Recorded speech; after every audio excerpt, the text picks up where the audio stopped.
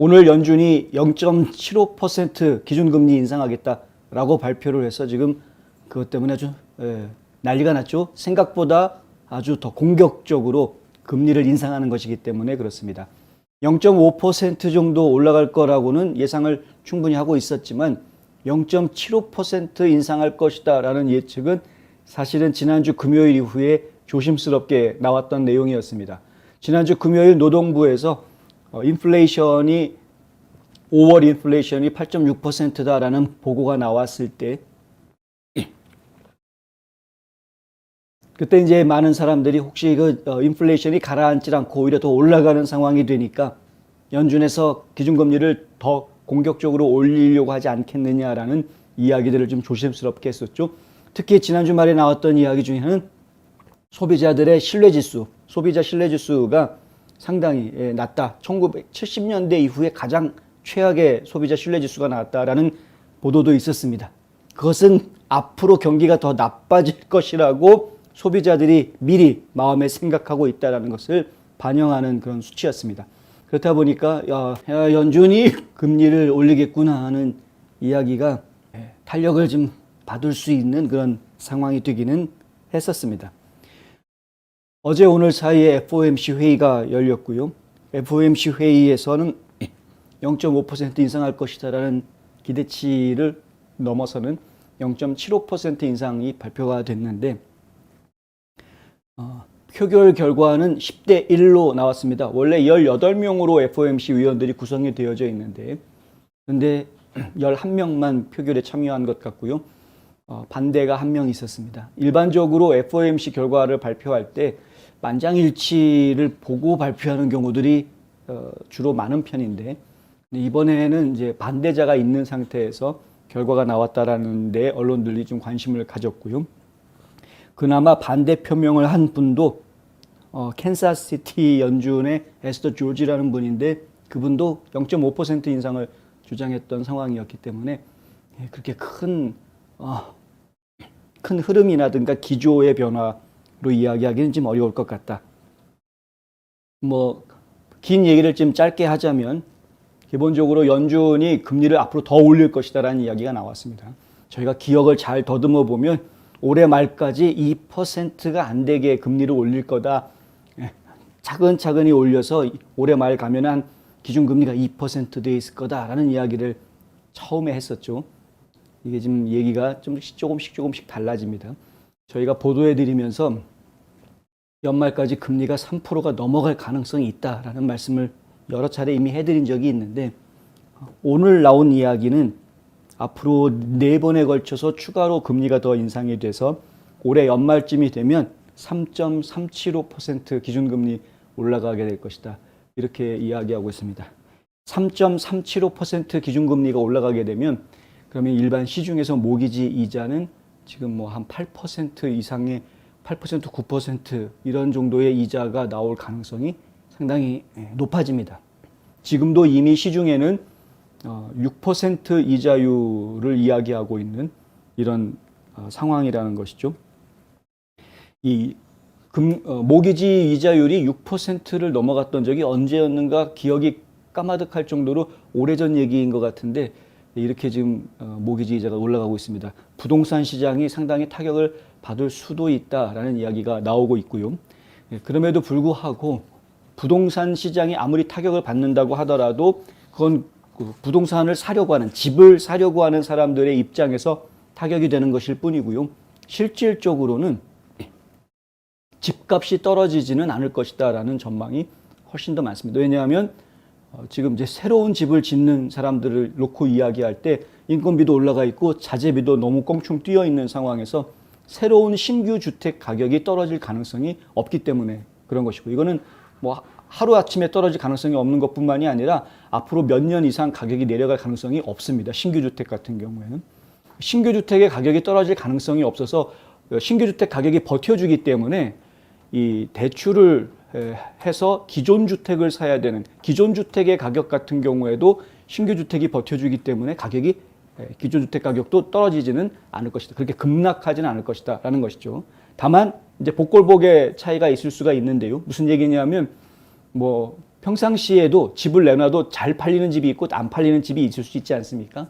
안 팔리는 집 같은 경우에는 구매자들을 좀 더 유혹하기 위해서 올려놓은 가격을 낮추는 현상들이 산발적으로 있을 수는 있다.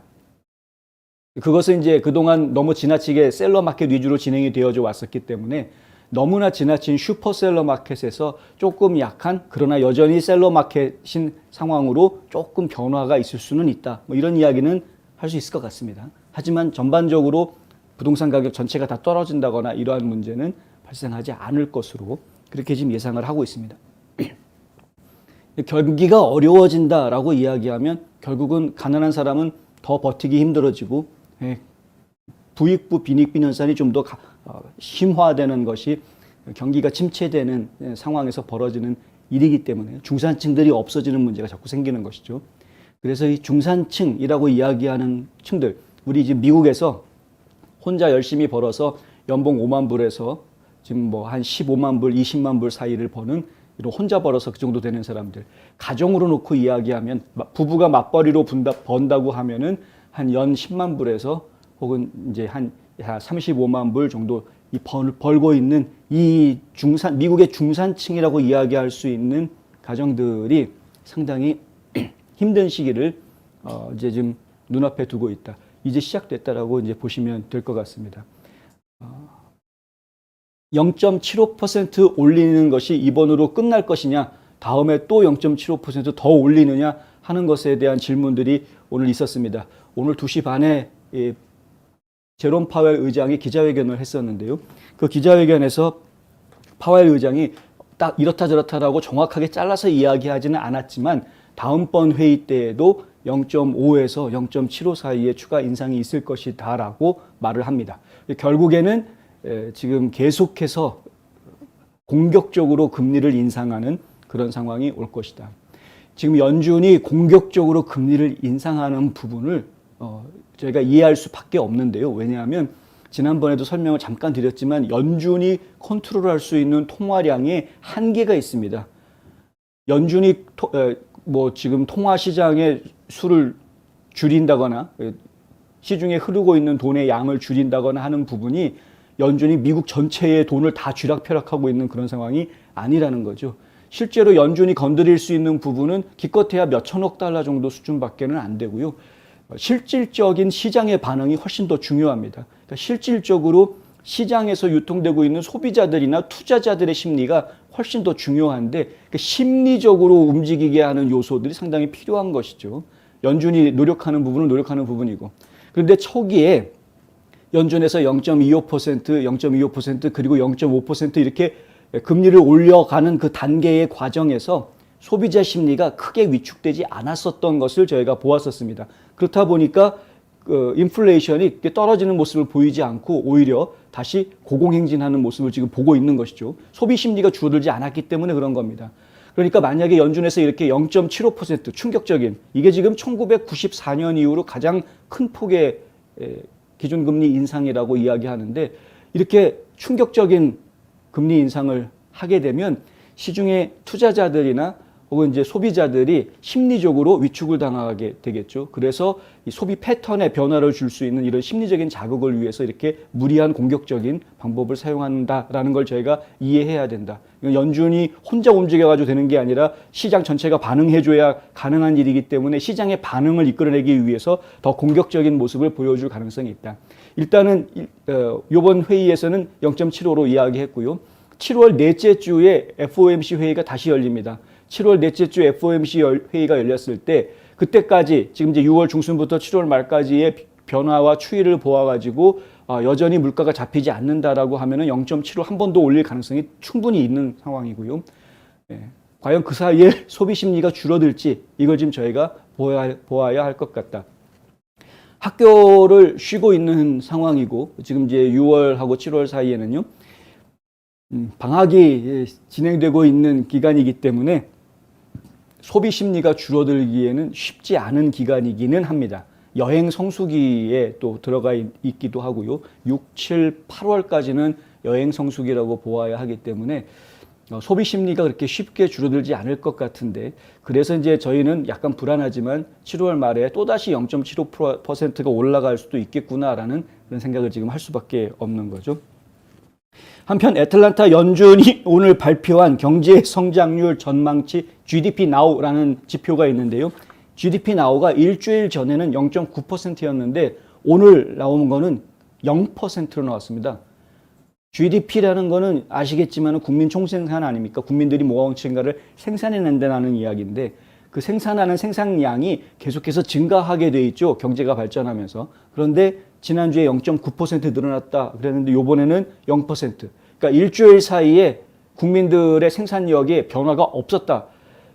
경제에서 성장하지 못하는 것은 곧 퇴보하는 것인데 이게 이제 경기 침체의 신호탄 아니냐 이렇게 지금 이해할 수 있는 부분이어서 좀 주목된다. 이제 이렇게 말씀드릴 수 있겠습니다. 이거는 이제 금리가 올라가는 것들에 대한 이야기인데요. 1990년대에 이렇게 그 당시에는 금리가 어느 정도 이미 바닥에 제로가 아닌 상태였는데도 불구하고 금리 인상을 추진했었던 그런 시기가 있었고요. 그때 1994년에 이때 0.75% 한 번 올린 적이 있었는데 그 이후로 지금까지 0.75를 움직였던 적이 없었습니다. 그러니까 지금 94년부터 2022년까지니까요. 무려 28년, 그렇죠? 26년인가요? 28년이죠. 28년 만에 지금 0.75%라는 극단의 조치를 지금 취했다. 그걸 제가 지금 기억을 해야 될 것 같고요. 그리고 또 한 가지 생각해야 되는 부분이 이제 앞으로 그러면 어떻게 될 것인가에 대한 전망인데, 연준 의원들의 닷플롯입니다. 이거는 이제 앞으로 그러면은 금리 더 인상할 것이냐 아니면 더 줄여 나갈 것이냐 하는 것들에 대한 각 지역 연준 총재들의 의견이 지금 담겨져 있는 겁니다. 지금 보시는 것처럼 2022년은 3.5%가 조금 안 되게, 아까 3.375% 말씀을 드렸죠. 그쪽으로 마감하는 쪽에 의견이 지금 많이 모아져 있는 상태, 점이 제일 많지 않습니까? 그리고 내년에는 3.5%를 조금 넘어가는 쪽으로 다들 맞춰져 있습니다. 그럴 수밖에 없죠. 그러니까 내년에도 계속해서 금리를 올리겠다라는 이야기이고요. 어떤 사람들은 지금 4.5% 가까이까지 4.25%를 넘어서는 금리를 지금 이야기한 사람도 있다는 걸 저희가 지금 기억을 좀 해야 되겠다. 금리는 내년에도 계속 올라갈 거다는 것이고요. 그리고 2024년이 되면 금리를 내리겠다로 나옵니다. 2024년에 가장 많은 사람들이 목표하고 있는 것이 3.5% 선에서 조금 낮은 부분 이렇게 되겠다는 거죠. 2023년에 경기가 제일 안 좋을 것이다라는 걸 저희가 예상할 수가 있고 2024년은 어떻게 해서든 대통령 선거를 또 치러야 되는 해니까 정부 여당한테 유리하게 해주기 위해서라도 어떻게 해서든 이 숫자를 좀 내려야 되는 그런 입장일 겁니다. 분명히. 그리고 그 이후에 장기적으로는 2.5%에서 2%대 사이에 지금 그 이자율을 좀 조정을 해서 다시 낮추겠다라고 지금 이야기들을 하고 있는 겁니다. 그런데 이건 어디까지나 예상치들이고요. 아마 이때쯤 되면은 이렇게 낮춰도 되지 않겠냐는 예상입니다. 이런 예상치들은 직관력에 의존해서 결정되는 것이지 어떤 과학적인 계산이나 숫자에 의해서 나온 것이 아니기 때문에 개인들의 의견이기 때문에 실제로는 이게 변화한다라는 걸 저희가 좀 기억해야 되고요. 지금 장기적으로 어떻게 될지는 솔직히 뭐 하나님도 모르는 이야기 같이 느껴지고 저희가 볼 때에는 가까운 변화, 적어도 올해하고 내년 사이에는 계속해서 금리를 올리겠다라는 연준의 의지가 분명하게 닷플롯에도 지금 담겨져 있다. 점도표에도 그것이 담겨져 있다. 이렇게 설명드릴 수 있겠습니다. 연준은 계속해서 공격적으로 이자를 올릴 것이니까요. 그것에 맞추어서 어떻게 내가 재테크를 해야 될지에 대한 계획을 섬세하게 좀 세우셔야 할 것 같습니다.